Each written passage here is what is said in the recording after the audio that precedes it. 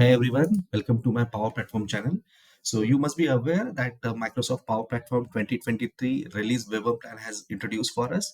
If you are a pro developer, experienced developer, so you must be know how to enable this setting. But if you're coming from a novice developer or if you are new in this platform, so this video would be helpful for you. So please stay tuned. So in this video, I'm going to show you how to enable this Web 1 release plan. So Microsoft every year has released two plans, Web 1 and Web 2, which has a lot of updates regarding to the Power Apps, Power Automate, Power BI, as well as Power Platform and Dynamics 365. So let's get into the system and let's see how to enable this setting. So for this setting, you just need to go to the admin.powerplatform.com, and here first you need to make sure you have a proper access to the admin area. You must be a global administrator or Power Platform administrator. So in that only case, you can able to go to this admin center here, and you can see this is the environment. From here, you need to choose your environment. For which environment you are going to enable this Web 1 release. So first, so this is my trial environment, developer environment. So I'm going to use this environment to enable my Web 1 release.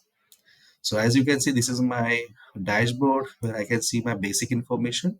And from here, I can see updates. From here, 2023 release web one plan, it is showing off because I haven't turned on this plan yet. So from here, I need to turn on. So let's click on to the manage. And here you can see it is showing to update now, and make sure once you update this web1, you cannot roll back again. So you need to make sure before going to update, everything is properly aligned, or you should take your prior confirmation from your team manager or technical team lead. So this is prior step on this. So let me click on this update now and click on confirm. So it's initially takes some time, and for yeah, so it is now started activating. As you can see the status change into activating. So for my this environment, I'm unable the Power Platform web 1 release. So this is pretty easy a step to enable it.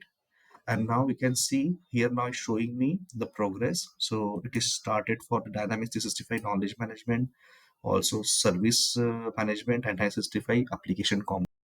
So those are updates are now being pushing into my environment.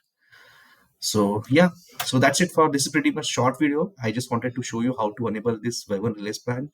At least if you are from a developer perspective, so just go ahead, you create your own developer account and just make sure whatever the new change, enable this setting first, and then make sure what are the new changes that comes into the Power Platform. And that would be easier for us for, once you are working on a client application, so it would be easier for us to have some introduction before going to making changes for the directly for the client.